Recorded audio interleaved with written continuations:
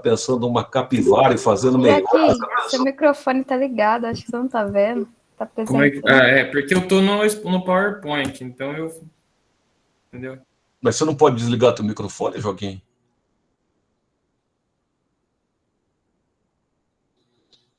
Aê. Então, pessoal, como eu estava falando para vocês, nós vamos ver o grupo de plantas, o primeiro grupo de vegetais. Vocês lembram que a gente falou que a vida surgiu na água, lembra? Aquelas alguinhas que moram lá na casa, perto da casa da Suzy e da Vanessa, lá na praia, que há milhões de anos atrás as alguinhas foram ousadas, resolveram sair do mar, começar a habitar ali a região mais terrestre e tal. Essas primeiras plantinhas que começaram a habitar o ambiente terrestre foram as briófitas, são as plantas mais primitivinhas. Elas são aquelas plantinhas que formam tipo um tapetinho verde. Vocês já viram? É aquele musguinho. Vocês sabem o que é musgo? Parece um tapetinho verde. Vocês já viram o musgo, pessoal? Me dá uma ajuda aí. Já viram aquele musgo que cobre assim, rocha, né? Às vezes embaixo de uma torneira pingando, ele cria, parece que um lodinho, né? Ele cria assim... Faz tipo, a gente escorregar. Isso, exatamente. Quando você vai na cachoeira, né? Você vai correndo atrás da perereca para pegar na cachoeira, você passa no musgo, nossa, leva aquele tombaço, né? Porque ele desliza, ele é liso pra caramba, né? Então o musgo, a briófita, enfim, é aquele vegetal pequenininho, aquele vegetal de baixo porte, tá? Por quê? Porque eles foram o primeiro organismo terrestre, e eles ainda não têm vasos condutor de seiva, tá? Pode passar, o bonitão, por favor? O bonitão, ele já sabe o que é com ele, tá? Então, nós vamos ter, basicamente, 3 tipos de briófitas. Nós vamos ter os musgos, que são os mais conhecidos, que são os mais comuns, aquele tapetinho verde que eu te falei. Nós vamos ter um outro tipo de briófita, que são chamadas de hepática. Quando eu falo hepático, vocês lembram do quê? Hepático sugere o quê? Dose homeopática. Não, sugere... Não, é que me lembra na cabeça isso, mas não tem nada a ver. O Esvon respondeu certo aqui, sugere cirrose, exatamente, fígado. Hepático se refere ao fígado. Porque, sabe por quê? Porque essas plantinhas aqui hepáticas, elas têm o formato de lóbulo do fígado de animal. Então, devido a isso, elas são chamadas de plantas hepáticas. Ou seja, plantas parecidas com um fígado animal. Por isso que recebe esse nome. E nós vamos ter um terceiro tipo de plantas, que são os antóceros. Eu sei que a biologia tem uns nomes super sacais, né? Tem uns nomes assim, químico e físico, fica louco, começa a chutar livro. Quando a gente começa a dar aula de biologia, eles começam a ficar bravo, começa a quebrar vidraça, certo? Fica louco da vida, começa a jogar giz no professor. Mas esses nomes têm um sentido. Olha que bonito que é. Anto quer dizer flor. Anto é uma palavra que vem do latim. Ceros, ele quer dizer, cera de abelha. Então, flor cera, como assim? É que essa planta, ela não produz flor, tá? Pelo amor de Deus, ainda não chegou flor nas plantas. Mas ela produz uma estrutura parecida com uma florzinha cerosa, entende? Então, olha como o nome faz sentido. Flor cera, ela produz uma plantinha que produz uma estrutura semelhante a uma florzinha cerosa, você vai ver. Então, todo nome tem sentido, tá? Apesar de serem uns nomes esquisitésimos, esse nome tem uma origem, normalmente no latim ou no grego, tá? Pode passar, Joaquim. Nós vamos ver aqui um pouco da diversidade dos musgos. E, na medida do possível, eu quero falar sobre a origem etimológica das palavras, né? O termo musgo, ele vem, na verdade, do árabe. Vem da palavra musqui, que em árabe quer dizer odor de almíscar. Vocês já ouviram esse termo almíscar? Em algum lugar, perfume de almíscar, alguma coisa nesse sentido? O almíscar é um cheiro, É um cheiro muito característico. Ele tem muito, assim, perfume, que é chamado de almíscar, tá? Por quê? Porque os fungos, ele tem os musgos, ele tem um cheiro forte característico. Quando você deita numa cachoeira que tem uma pedra, você sente um cheiro forte, é um cheiro gostoso, é um cheiro assim de planta, é aquele musgo, é aquele cheiro característico. Então, olha que bacana, o nome musgo vem desse cheiro típico que a planta tem, que é esse odor, esse cheiro de almiscarado, digamos assim, né? Então, eu trouxe aqui para vocês alguns tipos de musgos, pessoal. Olha a variedade, olha a diversidade, a natureza. É uma coisa maravilhosa, né?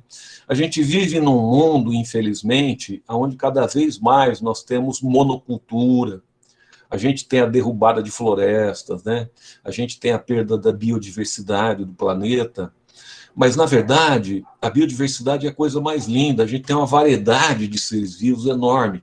Então, você veja que entre os musgos, até hoje, foram identificados 12 mil espécies diferentes de musgos. Eu trouxe 6 aqui para vocês.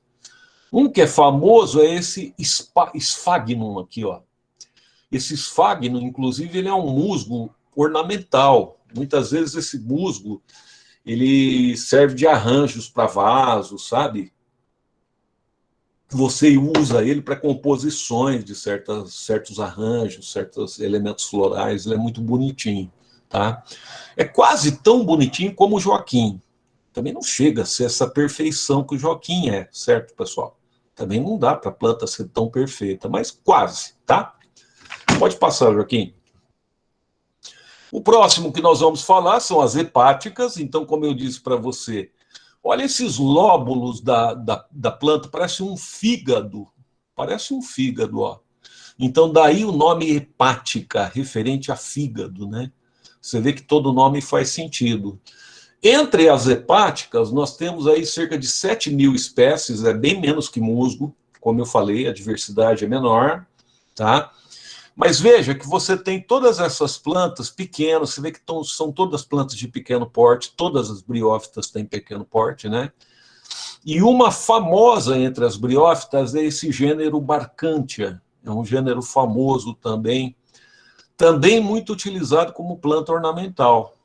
Eu tenho aqui, só para dar um exemplo, uma planta que é o gênero Rhytia, é só uma curiosidade, que ela é uma planta de água doce. Então, assim, em termos de habitat, o grupo das briófitas ele pode ser encontrado em água doce ou em ambiente terrestre, só que tem um detalhe, ambiente terrestre úmido, tá? Você não encontra briófita no deserto. É impossível essas plantas viverem num ambiente seco, devido ao fato de que elas não possuem adaptações, nós vamos ver isso, para resistir à desidratação. Nós não temos aquelas adaptações de planta superior, como nós falamos algumas vezes aí, para resistir a essa desidratação brava que acontece no ambiente aeroterrestre, tá? Então, normalmente, elas vivem em um ambiente muito úmido e preferencialmente sombreado, inclusive. Porque se essas plantas estiverem expostas diretamente ao sol, dificilmente elas sobrevivem, tá? Devido exatamente à questão da desidratação, tá? Pode passar, por favor, Joaquim. Um terceiro grupo, que são os antóceros. Como eu falei para você, o nome antócero se refere à flor de cera. Por favor, isso é um nome simbólico. Obviamente que essas plantas não produzem flores, são plantas criptógamas, né? Que não têm flores, não produzem flores, tá? Isso é um nome simbólico, a biologia tem muito nome simbólico. Por exemplo, você tem um animal que é chamado de antozoa, é aquela anêmona do mar, um animal anêmona do mar. Por quê? Porque ele parece uma flor marinha, só que ele é um animal. Então, antozoa. Zoa é animal, anto é flor. Olha que nome bonito, quer dizer, uma flor animal. Aqui é uma flor de cera, quer dizer, é um nome simbólico, né? Porque se você olhar essas plantas, de certa forma, elas têm uma estrutura semelhante a uma flor cerosa, ó, que brilha, tá vendo? Então, daí vem o nome desse grupo, né? Eu destacaria aqui um gênero interessante dessas plantas, que são os antóceros. Também é uma planta bonita, é uma planta rara e que tem grande destaque. Olha só, pessoal, como essas plantas são raras. Tem apenas 300 espécies de antóceros registradas, tá? Hoje, pela ciência. Só para você ter uma ideia, 200 delas estão no nosso querido Brasil. Você acredita? 2/3 das espécies de antóceros do mundo estão no Brasil. Então, o povo fala que a diversidade do Brasil não é fraca. Não é fraca mesmo. Em relação a essas plantas aqui, a maior diversidade, 66% das plantas registradas até hoje mundialmente está aqui no nosso querido Brasil, tá? Pode passar, Joaquim. Bem, algumas características, vamos dizer, gerais das briófitas. Veja bem, elas podem crescer no tronco de árvores. Vocês já viram, pessoal? No tronco de árvores, esse musguinho bonito aqui, verde, crescendo, né? Esse tapetinho verde. Elas podem crescer aí sobre rochas, nuas. Então, como eu disse para você, tá? São plantas pequenininhas, são plantas que não crescem mais do que tipo 2 centímetros no máximo. E isso tem uma razão delas serem miúdas. Tem uma razão delas serem anãs, tá? Sabe qual é a razão? Elas não têm vasos condutores de seiva. Então, o que acontece? Como é que rola? Como é que acontece o transporte de substâncias nelas? Esse transporte de substâncias ocorre lentamente por osmose e difusão, tá? Imagina, essa planta não poderia crescer. A questão da distribuição de substâncias para o corpo dos seres vivos é uma questão muito importante, tá? Quando o animal ou a planta ele não tem um sistema de distribuição eficiente, o resultado é que ele é pequeno. Ele não pode crescer. Porque a demanda por oxigênio, a demanda por glicose, a demanda por nutriente, ela é imediata. Por exemplo, você imagina um ser humano que não tivesse um sistema circulatório eficiente, que não tivesse, por exemplo, sangue. Pode falar, Joaquim, pode perguntar. Como assim difusão? Eu não ouvi, Joaquim. Eu vou desligar o meu áudio, você pergunta, pode falar.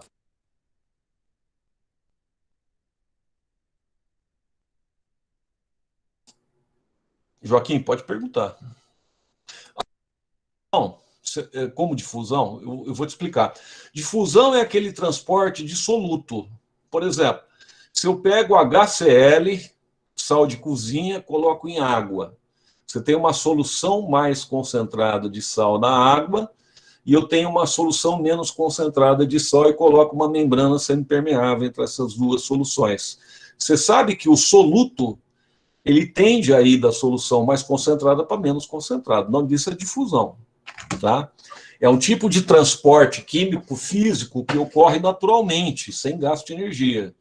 O nome desse tipo de movimento natural químico físico chama-se difusão, ou seja, os solutos em geral, eles têm uma tendência química de sair da solução hipertônica ou mais concentrada em direção a uma solução hipotônica, até que ocorra o quê? A igualdade de concentração entre essas soluções. Então, nós dizemos que a difusão é a osmose do solvente. Porque, desculpe, é a osmose do soluto, né? Porque exatamente, é a osmose do soluto. Porque, na verdade, o que ocorre, tá? Quando você pega a osmose, a tendência da água, né, do solvente, ir de uma solução menos concentrada para uma mais concentrada. Enfim, o que eu estou querendo dizer para você? A água numa briófita, ela vai ser transportada por osmose. Os sais minerais, por exemplo, que esse vegetal absorve lá no solo, ele vai ser transportado por difusão, de célula para célula, devagarzinho, entende? Eventualmente, a glicose que esse vegetal produz pela fotossíntese, ele vai ser transportado por difusão. Isso é um processo lento, percebe? Por isso que eles são pequenininhos, tá? Então, por essa razão, como eu disse, repetindo, se vocês tiverem dúvida, por favor, façam como o Joaquim, perguntem, tá? Por isso que eu falei para vocês que todo ser vivo que não tem um sistema de distribuição, de transporte eficiente no seu corpo, eles são pequenos. Eu vou te dar um exemplo no caso dos animais. Sabe qual animal, por exemplo, que não tem um sistema de transporte eficiente, graças a Deus? Os insetos, tá? Você imagina se os insetos tivessem um sistema de transporte eficiente, eficaz. Imagina um inseto do tamanho de um lobo, entende? Então, eles ficaram restritos a um tamanho pequeno, é o mesmo caso da briófita, tá? Então, todas elas têm pequeno porte, são dependentes da umidade.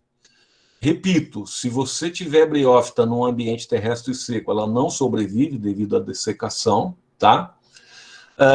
Isso restringe as briófitas em termos de conquista ambiental, obviamente, quer dizer, elas vão se restringir num ambiente terrestre, um ambiente terrestre mais úmido, próximo a rios, próximo a lagos, próximo a uma região úmida, normalmente, né? Portanto, isso restringe a ocupação ambiental por parte das briófitas, né? Acontece uma coisa muito interessante com essas plantas, que é o seguinte, como elas são plantas pioneiras em termos de conquista ambiental, muitas vezes elas estabelecem parcerias com fungos e com bactérias. Fungos e bactérias, os fungos servem para, normalmente, absorção de sais minerais, e eles estabelecem uma parceria na biologia que nós chamamos de simbiose. É uma parceria muito interessante. O que é a simbiose? O fungo fornece para a briófita sal mineral e a briófita fornece para o fungo glicose. Então é uma troca, entende? É uma parceria de mútuo benefício que se estabelece entre dois seres vivos. Isso é muito bonito. E chega ao ponto de ser uma parceria tão perfeita que eles criam um grau de dependência tão grande um do outro que eles não podem ser separados. Por exemplo, se você separar esses fungos desses líquens, morrem os dois, devido ao fato que, com a evolução, com o passar de milhões de anos, eles se tornaram altamente dependentes um do outro. É o que ocorre também com algumas algas azuis oceanobactérias. Então, tipo assim, algumas algas azuis fixam nitrogênio para as briófitas. Em compensação, as briófitas cedem para essas cianobactérias ou algas azuis a glicose que elas sintetizam na fotossíntese, entende? Então, não é cogumelo. Nesse caso, são fungos unicelulares, tá? São fungos unicelulares. Entre os fungos, a gente tem fungos macroscópicos, né, como é o caso dos cogumelos, os basidiomicetos, como a gente fala, e a gente tem fungos unicelulares. Nesse caso que eu estou relatando, são fungos unicelulares, tá? Pode passar, Joaquim. Veja bem, como eu falei para vocês, todas as briófitas, musgo,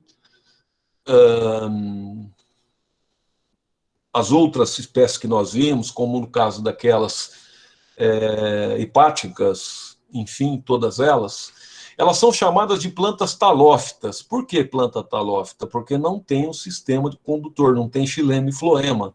Você não tem dentro delas um sistema condutor de seiva bruta e seiva elaborada. Nós vimos isso no slide passado, né? E nós vamos ter, na verdade, dois tipos de organismos se revezando no ciclo vital de briófita. Isso, na verdade, ocorre em todos os grupos de plantas. Você tem uma planta chamada de gametófito, que produz gameta, e uma outra planta, um outro indivíduo chamado de esporófito, que produz esporo, tá? O que eu estou te mostrando aqui nesse slide é o gametófito. Veja bem, no caso das briófitas, o organismo, a geração, digamos assim, de maior predominância no ciclo vital dessas plantas é o gametófito, ou seja, é a planta que produz gametas. Por que eu falo que é predominante? Porque ela dura mais tempo, ela vive mais, tá? Ela, no ciclo vital dessas plantas, ela é maior do que o esporófito. E ainda, nesse caso, tem mais um detalhe, ela faz fotossíntese. E o esporófito não faz, entende? Então, No caso das briófitas, o gametófito ele é autótrofo, ele tem a capacidade de produzir o seu próprio alimento, enquanto que o esporófito não tem.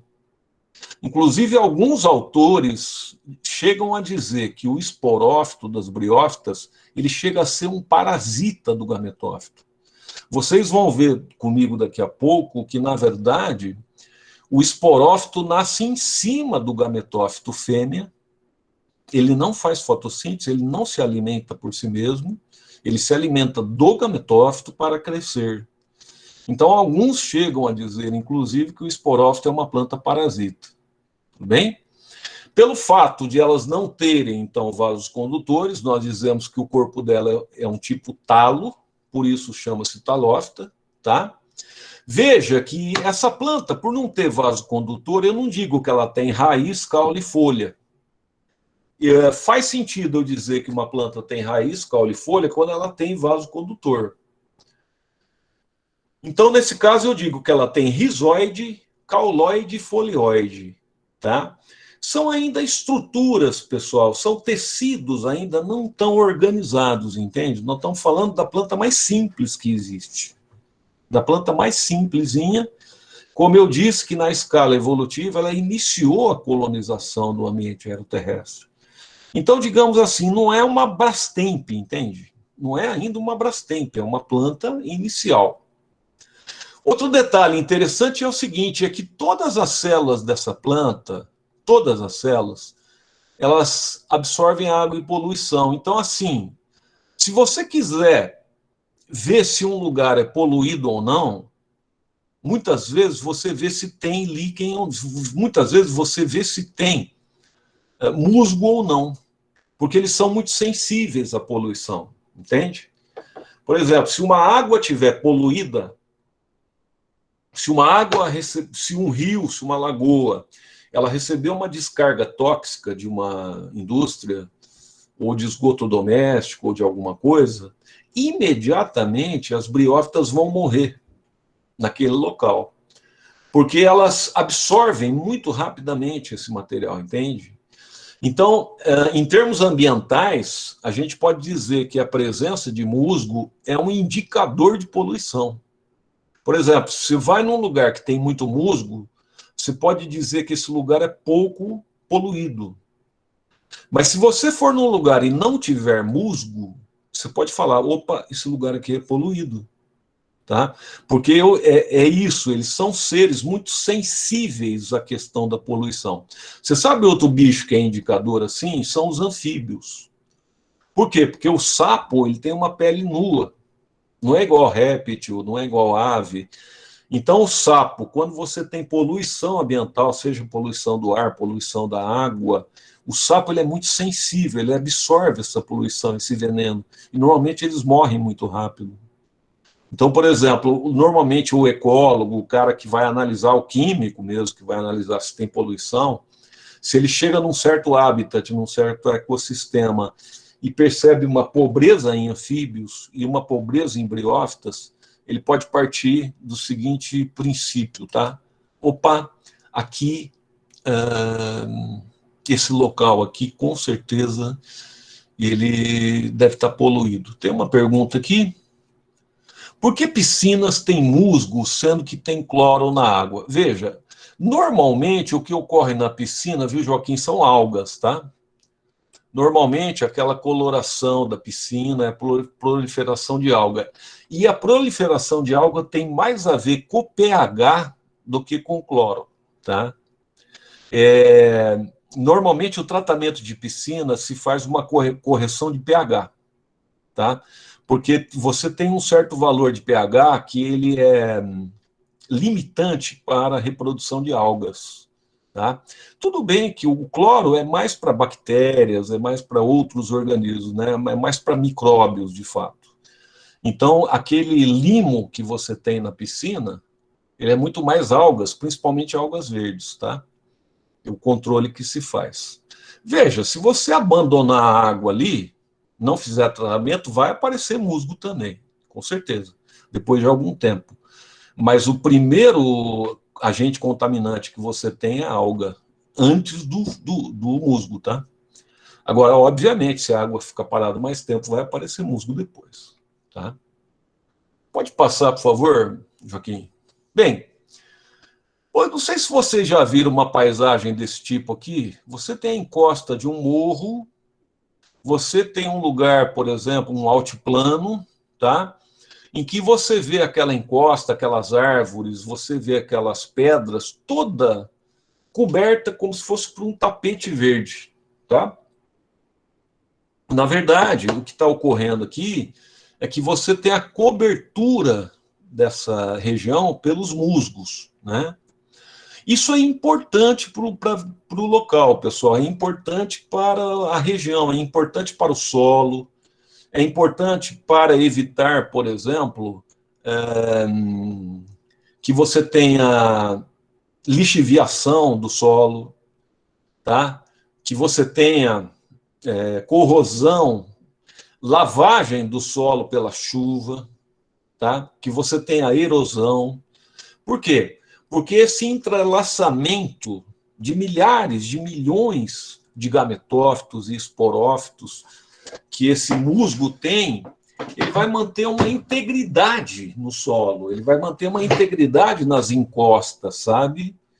Devido a esse entrelaçamento de bilhões de rizoides desses organismos. Eles são muito pequenos, mas quando você analisa o subsolo, você vai perceber que eles mantêm uma integridade ali. Então, a água, primeiro, ela não bate diretamente no solo. Normalmente, região desmatada, que não tem nenhuma vegetação, quando a água pega no solo, ela carreia, ela vai puxar o solo. O nome disso é erosão, né? Então, a erosão é um problema seríssimo, porque ela vai arrastando a terra. Muitas vezes, ela vai promover nos rios, por exemplo, você vai ter esse material levado para os rios, né? Provocando sérios problemas aí ambientais. Então, na verdade, você tem uma importância ecológica enorme dessas plantas, uma vez que elas mantêm as encostas. Outra coisa importante, com elas você evita desabamentos, por exemplo, devido a tempestades, devido enfim, a fatores climáticos, né? A presença de musgo nas encostas é uma proteção também contra desabamentos ou, enfim, que possam ocorrer. E também é o seguinte, os musgos favorecem, na verdade, a formação de adubo no solo, a formação do chamado humus. Então, eles contribuem pra caramba para a fertilidade do solo. Então, é aquela história, você quer ter um solo fértil, esse solo tem que ter cobertura vegetal. Não tem muito segredo, né? Tem que ter cobertura vegetal. Marco Vinícius, humus, gosto. Não, humus é o seguinte, humus é aquela terra preta que é resultado da decomposição do material orgânico, tá? Normalmente, você tem no solo florestal ou no solo de região semiflorestal, você tem uma ação bacteriana, no caso é humus, né? É humus, não é humus, né? Mas você tem uma ação bacteriana muito intensa de decomposição de matéria orgânica, de folhas, de restos de vermes, de animais mortos, de partes de plantas. Esse processo de decomposição que você tem, ele vai produzindo matéria inorgânica que vai sendo reciclada no solo, né? O nome disso é humus. Então, você forma uma camada no solo de adubo natural. Veja que isso traz uma fertilidade absurda, natural, inclusive, né, para o solo. Então, é uma coisa extremamente saudável. Por exemplo, a Amazônia brasileira, não sei se vocês sabiam, mas eu acho que até comentei isso numa aula, você tem um solo predominantemente arenoso. O que salva a Amazônia de ser aquela potência que nós temos em termos de fertilidade vegetal é o fato de que eu tenho 1,5 metro de humus no solo, devido ao processo de decomposição, entende? Então, na verdade, você tem uma importância ecológica imensa dessas plantas que contribuem, né, como todos os outros seres vivos, para a manutenção aí de um equilíbrio ambiental, tá? Olha, não muito no nosso país, mas principalmente na Europa, no leste europeu, países como Rússia e etc., outros países do leste europeu, Polônia e etc., existem regiões, pessoal, que são cobertas por briófitas, são chamadas de turfeiras. Essas turfeiras são importantes porque elas vão acumular água no solo, vão reter água. Então, em épocas de seca, elas garantem a umidade do solo também. Elas vão garantir, muitas vezes, que outras plantações tenham água para poder se desenvolver, tá? Segundo ponto, quando essas turfeiras secam, você tem aqui uma foto de um cara pegando um pedaço de turfa, parece um carvão, tá vendo aqui, ó? Essa turfa é queimada lá por esse pessoal, usada como combustível. Então você tem uma matéria orgânica muito rica, né? Que no fundo são plantas, são briófitas comprimidas, né? Como se fosse um carvão mesmo, seco. Eles põem isso aqui em combustão e isso aqui produz energia para eles. É uma forma de obter energia, como se fosse uma fonte de carvão acessória que eles têm, tá? Do ponto de vista ecológico ainda, como eu falei para vocês, vocês sabem o que é população pioneira? Vocês já ouviram falar disso? Eu preciso perguntar, porque se vocês não souberem, eu explico. Vocês já ouviram falar do termo população pioneira? Não? Então eu vou explicar. População pioneira é o seguinte, vamos supor que uma ilha vulcânica, você tem um vulcão no fundo do mar, tá? De repente, esse vulcão entrou em erupção, formando lavas, e aí foi uma quantidade tão grande de lavas que você formou uma ilha acima do nível do mar. É óbvio que depois que esse material sedimenta, não tem vida ali, não tem vida nenhuma, tá? Por quê? Porque isso aflorou do subsolo do fundo do mar, entende? O nome disso é uma ilha vulcânica que foi formada no mar. Veja, essa ilha, ela vai ter que começar a ser colonizada por seres vivos, passando milhões de anos. O que acontece? Um dos primeiros seres vivos que vai se estabelecer nessa ilha, sabe quem são? São as briófitas. Tá? Normalmente vão chegar as algas, vão começar a colonizar. Depois, as algas vão aos pouquinhos fragmentando as rochas, vai formando. Isso que eu estou falando demora milhões de anos, tá? Não é do dia para a noite. Vai formando ali um tipo de solo inicial. Depois vão chegar as briófitas. Depois vão criando as condições para a instalação de alguns animais. Então, isso é muito importante, porque no caso das chamadas sucessões ecológicas, essas plantas elas são consideradas como plantas pioneiras, sabe? Elas são plantas que conquistam locais que ainda não foram, digamos assim, colonizados por outros seres vivos. Veja quantas importâncias ecológicas essas plantas têm. Pode passar, Joaquim.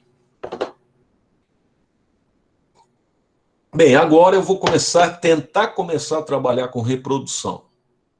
Então eu falei para vocês, vou fazer algumas perguntas, tá? Eu vou insistir nisso, eu vou ser chato.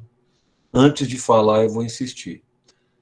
Planta produz esporo por mitose ou meiose? Aula passada, responde para mim.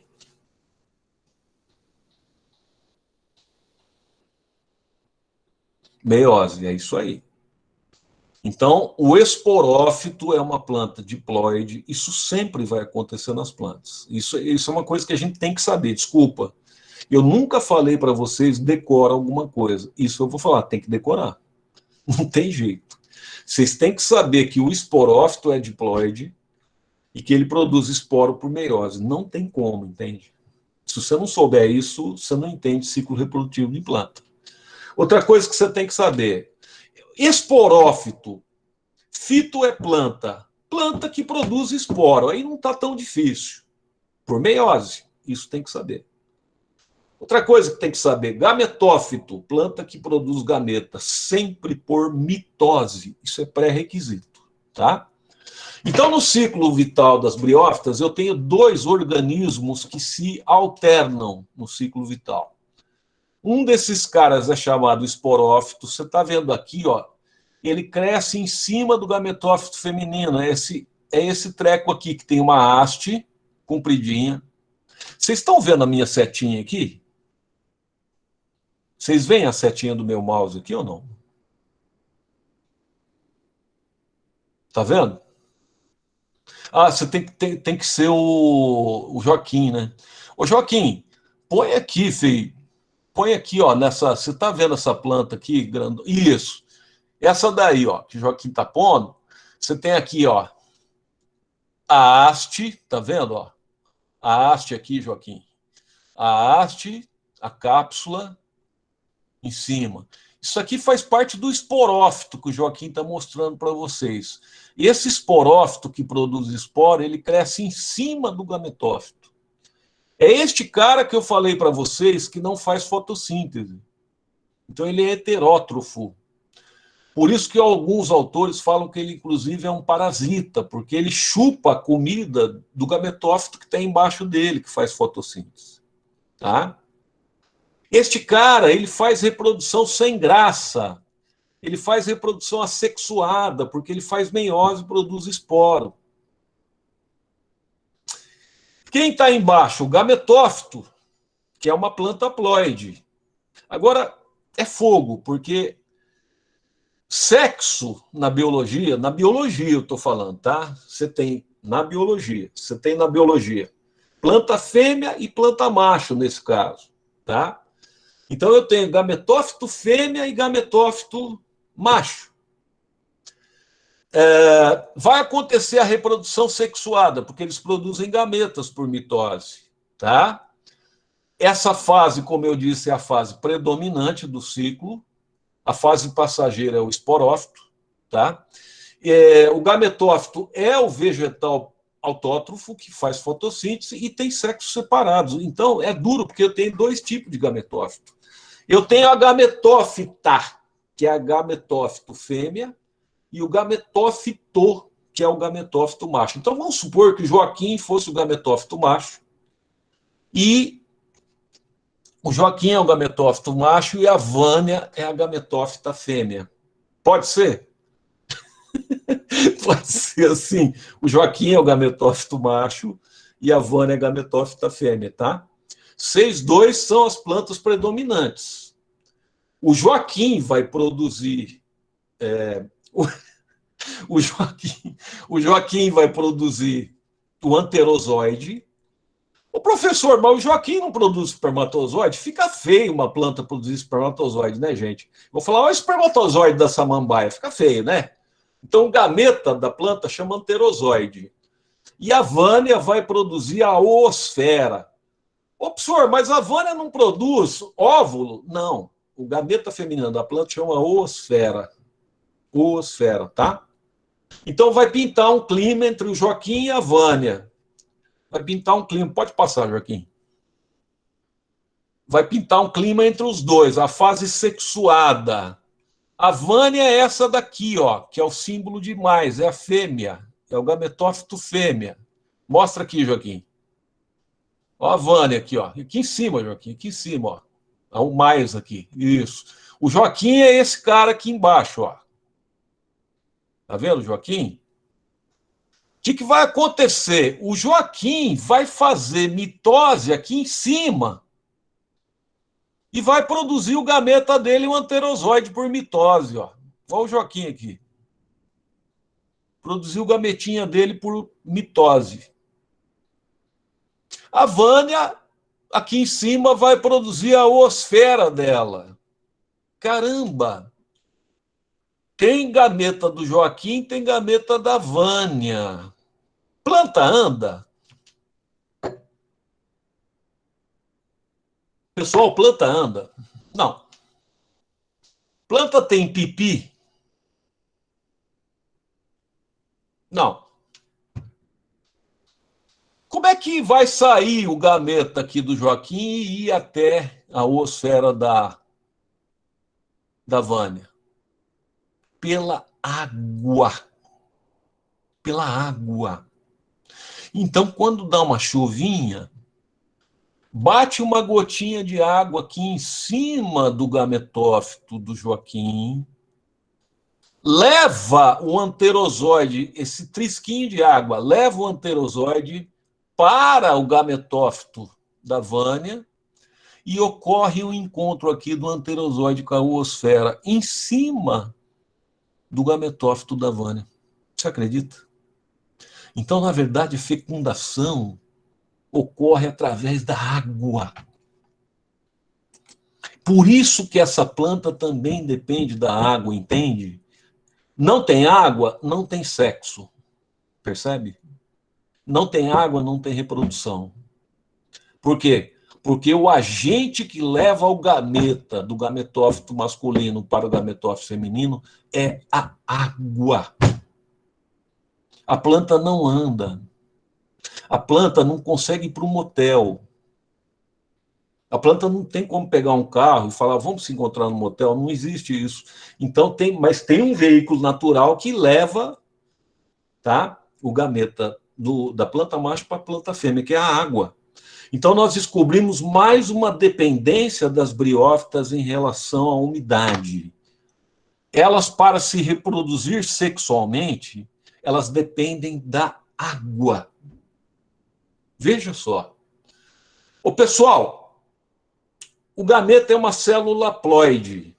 O gameta do Joaquim é haploide, o gameta da Vânia é haploide. Você tem uma célula N que encontra com uma célula N. N mais N dá uma célula 2N, não dá? Depois da fecundação. Eu junto uma célula 2N chamada zigoto. Zigoto é a primeira célula diploide que foi formada a partir da reprodução sexual. Vamos lembrar que esse zigoto está aqui em cima do gametófito feminino da Vânia. Esse zigoto é que vai formar o esporófito. É uma planta diploide. Esse zigoto vai crescer em cima do gametófito da Vânia. O negócio é detalhado, né? O negócio é complicado, realmente. O ciclo vital de planta não é um negócio... É complicado. Parece que tem uma dúvida aqui, deixa eu ver. Tem uma dúvida aqui, tem alguém que não entendeu alguma coisa. Professor, uma coisa que eu não entendi direito é como funciona essa reprodução das plantas, porque assim, se o esporófito produz esporos por meiose, de onde vem a outra metade do material genético? Então, Marcos Vinícius, uma ótima pergunta. No caso das plantas é o seguinte, o esporo é uma reprodução assexuada. Então, o esporo ele tem a capacidade dele próprio originar uma planta. É o esporo que vai originar o gametófito. Não tem outro material genético. Na verdade, ô Marcos, eu vou te responder essa questão a partir desse slide aqui. O encontro genético, ou seja, a reprodução sexual, vai se dar aqui, ó, no encontro de gametas. Você está entendendo, Marcos? A parte esporofítica do ciclo, quando você pega o esporo, é, na verdade, uma reprodução assexual. O encontro que você está falando, genético, ou seja, a reprodução sexuada, está ocorrendo aqui que eu te falei, no encontro de gametas. Não sei se deu para você entender. Se você não entendeu, pode perguntar que eu te explico de novo. Marcos? Então ele meio que se clona? Podemos dizer que sim. Podemos dizer que sim, uma vez que a reprodução sexuada é um tipo de... assexuada é um tipo de clonagem. Mas, Marcos, nessa fase de encontro de gametas, você há de convir comigo que não é clonagem, né? Na fase de encontro de gametas, reprodução sexuada. Eu até concordo com você, perfeito. Na parte de esporos eu concordo, tá? Na parte de gametas, não. Na parte de gametas, você tem encontro de material genético de dois indivíduos distintos. Concordamos nisso? Perfeito. Tá? Pode passar para mim, Joaquim. Então, vamos lá. Olha o esporófito, que bonitinho que ele é. Um organismo diploide, hein? Um organismo diploide. que está crescendo em cima do gametófito fêmea, porque ali ocorreu o encontro de gametas. Perdão, pessoal. O esporófito do musgo, que o Marcos, muito inteligente, o Marcos, muito obrigado, viu, Marcos, pela sua contribuição. O Marcos é um gênio, pessoal. Ele me fala... Pessoal, eu vou sair daqui, o Marcos vai dar aula, tá? Posso sair? Posso sair? Marcos, abre o teu áudio aí. Marcos. Marcos. Ó, o Marcos vai dar aula, eu vou sair daqui, porque o Marcos... Deus me defenderei. Estou no PC. Estou brincando, Marcos. Então é o seguinte, não, mas é que o Marcos, ele fez uma observação incrível, ele é muito inteligente, parabéns, viu, Marcos? Muito boa sua observação. O pessoal, então aqui eu tenho esporófito, tá? Uma planta diploide, formado pela haste, pela calíptra e pela cápsula. Aqui dentro da cápsula vai ocorrer a famosa meiose. E aqui dentro da cápsula vão ser produzidos esporos, uma vez que o esporófito é a planta produtora de esporos. Aqui vai produzir uma pancada de esporos, que o Marcos chamou de clone. Adorei isso. Então, muitos esporos. Vai chegar uma hora que essa cápsula vai se quebrar, esses esporos haploides vão ser mandados para fora, eles vão cair no chão, vão germinar, e cada esporo desse vai originar um gametófito, que pode ser um gametófito fêmea ou macho, dependendo da carga genética do esporo. Fechamos o ciclo vital das briófitas. Pode passar, Joaquim. Então, este é o ciclo vital das briófitas. O gametófito produz gametas por mitose. Os gametas se encontram na fase sexuada, formando o zigoto diploide. O zigoto diploide, tá? Ele se desenvolve originando o esporófito diploide. O esporófito realiza a mitose e origina os esporos. Os esporos desenvolvem o gametófito. Eu já te dou a palavra, Joaquim, só um instante. Os esporos desenvolvem o gametófito, realiza a mitose e esse ciclo roda. É assim que acontece. Joaquim, pode perguntar. Será que se eu abrir o áudio da microfonia? Eu vou fechar o meu áudio, eu acho que aí não dá microfonia, eu vou fechar o meu. É que eu tô em dois lugares diferentes, tipo, eu tô no celular e no...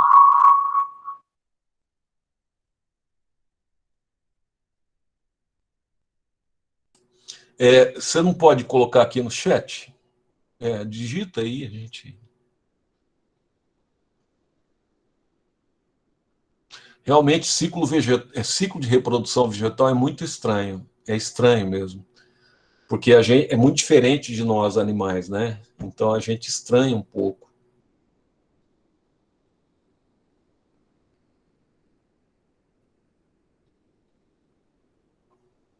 É meiose produzindo esporo, é mitose produzindo gameta. É um rebu, pessoal. Realmente é... Vamos lá. Tipo, os ovócitos vão se encontrar com os espermatozoides na água. Em primeiro lugar, ovócito e espermatozoide é um gameta animal. Então, esquece o termo ovócito e espermatozoide, porque ovócito e espermatozoide é o nome que nós damos para os gametas animais. Eu estou falando de planta. Então, vamos mudar o termo. Anterozoide e oosfera é o nome que nós damos para os gametas vegetais. Sim, eles se encontram através da água. Você entendeu, Joaquim? Vamos só mudar a terminologia. Ao invés de você usar ovócito, você vai usar o termo oosfera, que é a mesma coisa, o gameto feminino. Ao invés de você usar o termo espermatozoide, você vai usar o termo...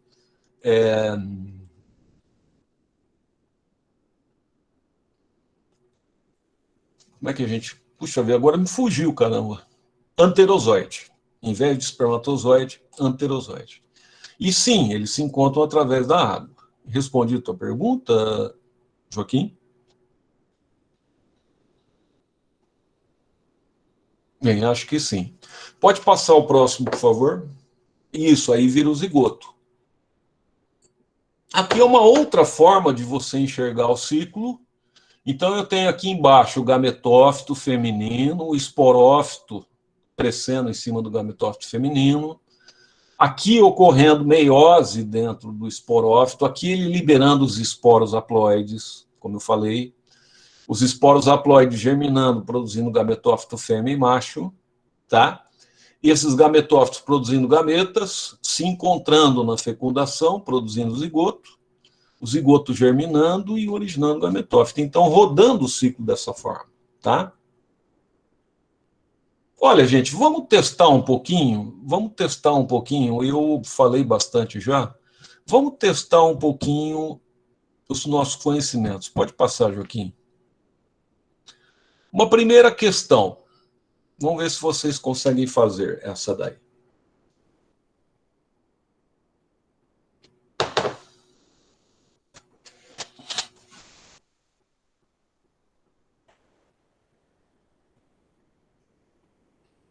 O pequeno porte das briófitas deve-se principalmente à ausência ou à falta do quê?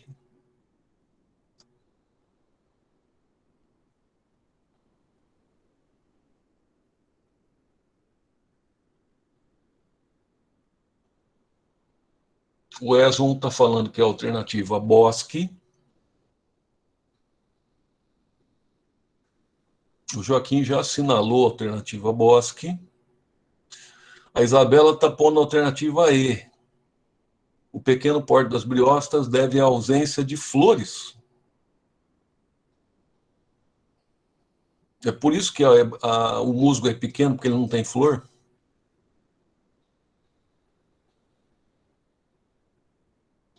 Como nós vimos na aula, né, pessoal?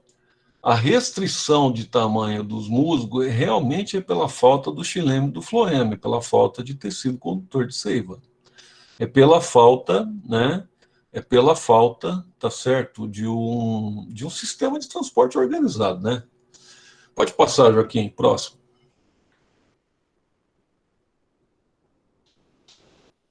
Não sei se está dando para ler aqui. Vocês estão conseguindo ler?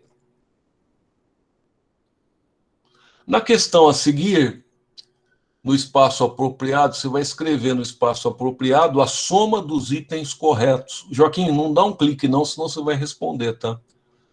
Então, na questão a seguir, escreva no espaço apropriado a soma dos itens corretos aí. As briófitas que formam verdadeiros tapetes verdes promovem a retenção de água das chuvas e, como consequência, evitam a erosão dos solos.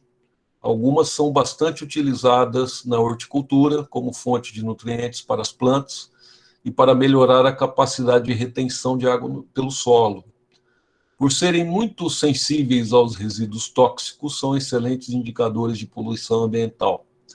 A respeito das briófitas, é verdadeiro afirmar o que aí?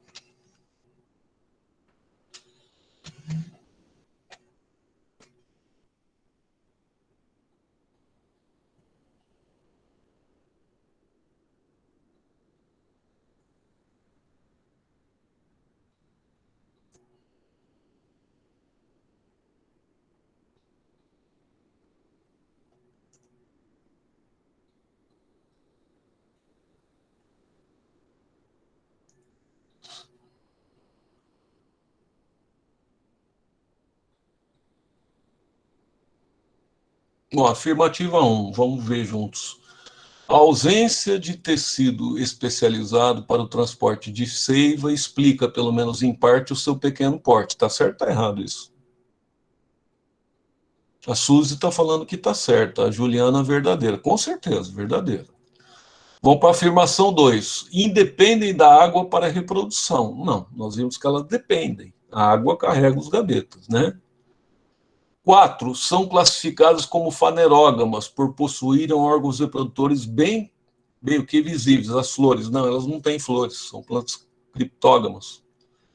8. Vivem preferencialmente em locais secos e ensolarados. Não. Elas vivem, ao contrário, em locais úmidos e sombreados. 16. A reprodução ocorre por alternância de gerações, sendo predominante a fase gametofítica, produtora de gametas. Está certo? Isso está errado. a 16. A reprodução é a alternância de gerações, né? Alternância de gametófito com esporófito. O que resta é o seguinte: o gametófito é a fase predominante do ciclo de briófito? Ou não? Correto, né? Então, está correto. A 1 com a 16, pode apertar aí, Joaquim, pode dar um clique aí. Dá 17, né? Tá 1 e a última. Com relação às briófitas, assinale o que julgar correto. Aqui pode ter mais de uma alternativa correta. Veja aí.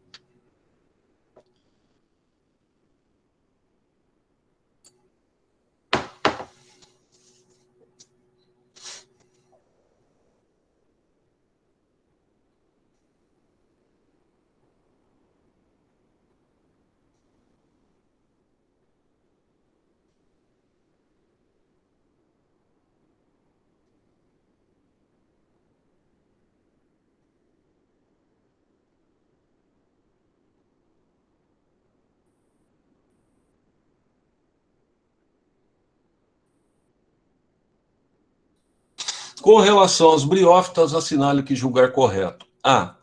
As briófitas nunca são encontradas em ambiente terrestre úmido, tá certo? Exatamente o oposto, né? Elas sempre são encontradas em ambiente terrestre úmido. B.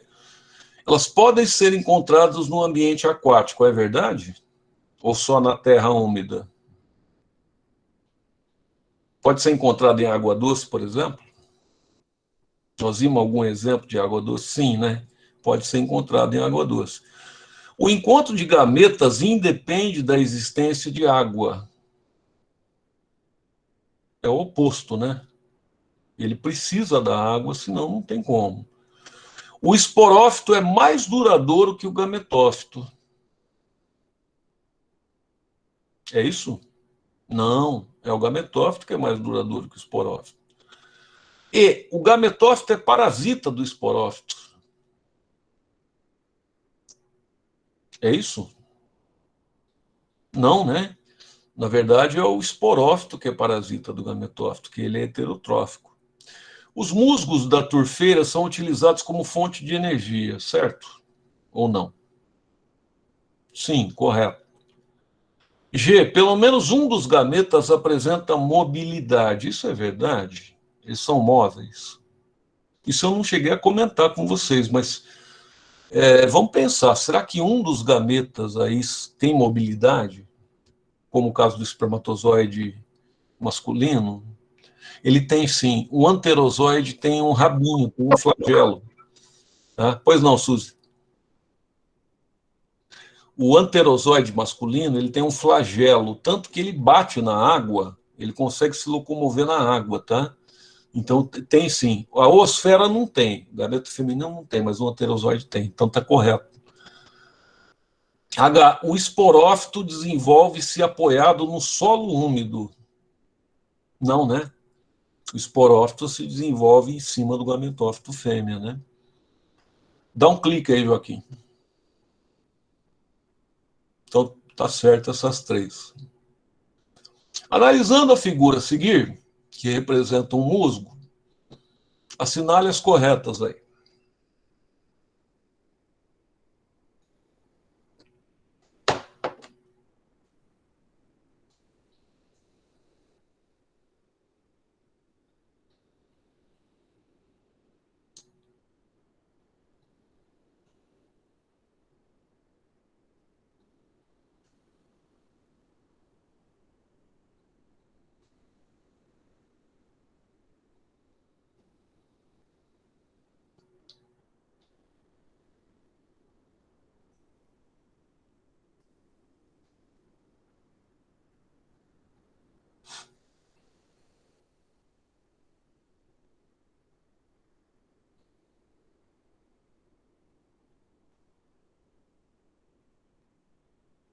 O pessoal chegou na resposta, né? Alternativa D, com certeza. Então, o A é o esporófito e o B é o gametófito. Perfeito. Tá? Olha, gente, eu acho que tem mais umas duas ou três. Não, vamos fazer essa daqui. A 5. Assinale a alternativa que apresenta uma característica das briófitas. Vamos ver.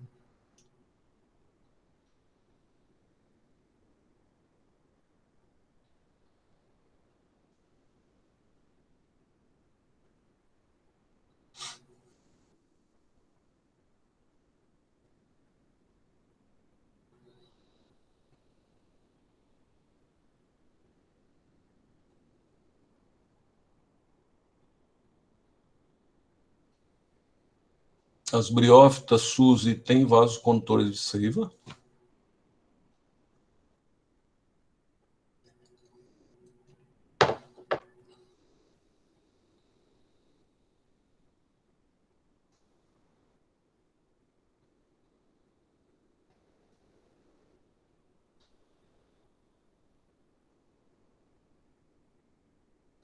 A Juliana está falando que é a D, né? Não, não, ela se arrependeu. Aí. A fase do gametófito é haploide, né, Juliana? Não é diploide, né? Certo.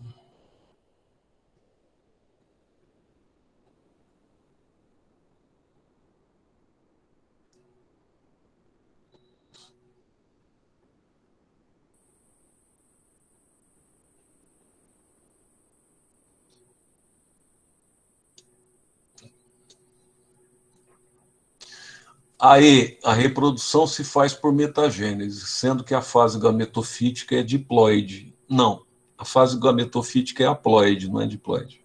Produz gameto por mitose. A D, a reprodução se faz por metagênese, sendo o esporófito a fase haploide. Esporófito é diploide, né, mano? Ele produz o esporo por meiose. C, não possuem raízes, mas possuem vasos condutores de seiva. O problema aqui é que elas não têm vasos condutores de seiva, né? A B, possuem raízes e vasos condutores de seiva, nenhum nem outro, né? A, não possuem raízes, e sim rizóides. É o que restou, né?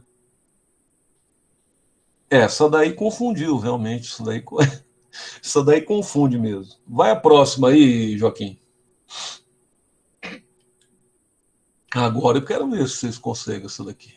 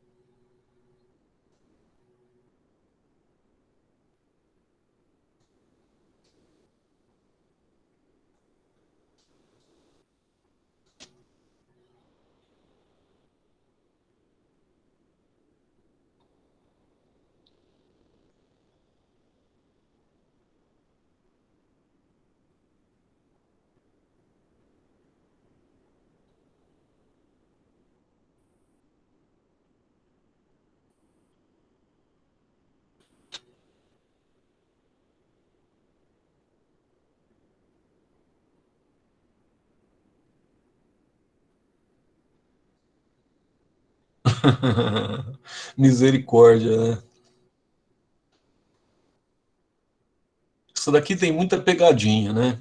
Então ele fala assim, a célula A e C são gametas. A célula C a célula C aqui é o zigoto, né? Então tá errado, não é gameta. Gameta é a A e a B. Então tá errado.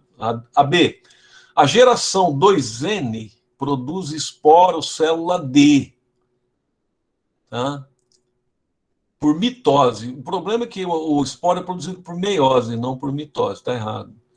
3, C, desculpa, a célula D germina por meiose, nada disso. A célula D germina, ela foi produzida por meiose, ela simplesmente germina. D, a meiose é zigótica ou inicial? Não. Essa meiose aí, ela é, na verdade, espórica, tá? Porque você origina o esporo. Só sobrou a E. O vegetal apresenta metagênese ou alternância de gerações. É isso aí. Olha, gente, eu acho que por hoje já está aí de bom tamanho. Eu vou deixar essa daqui para vocês. Vamos fazer essa daqui? Vocês querem fazer ou chega por hoje? Podemos fazer essa? Vamos fazer essa última, vai. O ciclo de vida de uma briófita pode ser Vamos fazer a representado. última. Oi, pode falar, Vanessa. Pode falar. Oi? Faz, vamos fazer então. Perdão, professor, eu falei para a gente fazer. Então vamos fazer. Vanessa, você manda em mim, sabia? Sabia disso? Você manda em mim. Vamos lá. O ciclo de vida de uma briófita pode ser representado segundo o esquema aí. A respeito dele, podemos afirmar o quê? Dá uma pensada.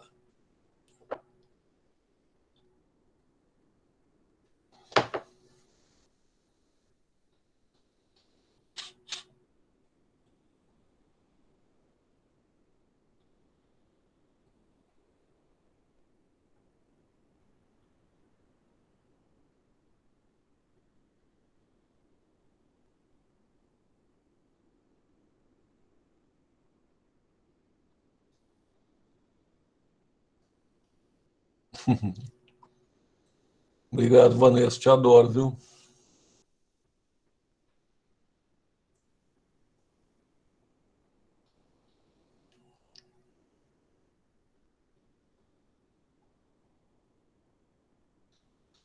Pessoal, vamos analisar.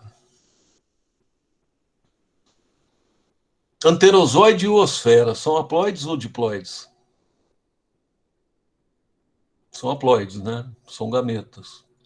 Zigoto é uma célula diploide. Tá?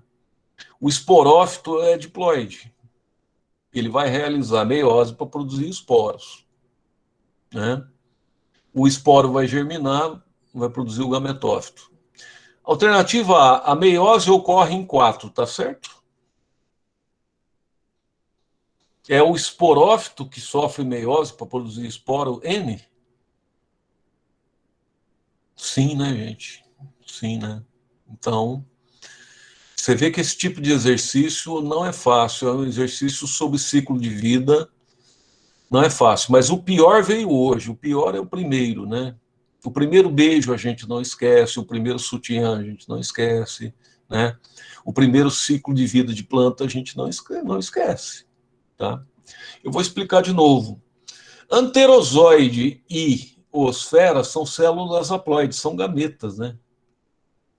Quando você junta um gameta haploide com outro gameta haploide, você produz um zigoto diploide. O zigoto diploide, ele se desenvolve e origina um esporófito diploide. O esporófito produz esporos por meiose, que é o número 4 aqui. O esporo se desenvolve e origina o gametófito haploide. É isso que eu expliquei, Joaquim. Tá? Então, a gente não esquece, tá? O primeiro, né? O primeiro ciclo de vida é complicado, mas depois nós vamos ter pteridófitas, nós vamos ter gimnospermas, nós vamos ter angiospermas. É fogo. Eu sei que químico e físico fica estrilando com a biologia. Ah, briófita, pteridófita, quer me estrangular. Quer estrangular o Lincoln, né? Mas não é fácil. Vocês lembram de ter estudado isso no colegial? O Pinheiro é uma gimnosperma, com certeza. Tá? A Juliana estudou, da nostalgia, né, Juliana? Lembra? Você tinha um professor bem melhor que eu, né? Que explicava bem melhor, né, Juliana? Fala sério. Que cai o pinho sendo a fêmea e ele vai ser fecundado. Ixi. Então é isso, pessoal. Basicamente é isso. Eu vou deixar a aula gravada lá para vocês, tá? Vou deixar a aula postadinha no Moodle. Ah, tem mais uma. Nossa, tem mais um monte. Essa daqui, a última, eu vou deixar para vocês. É uma questão gigantesca. Gigantesca. Eu vou deixar para vocês, tá? Gente, acho que é isso por hoje, então, né? Quero agradecer a todos aí, a todas, tá? Desejo uma ótima semana para vocês. Muito obrigado. Deixa eu parar de gravar aqui. Muito obrigado, viu, por vocês estarem aí firme e forte com a gente.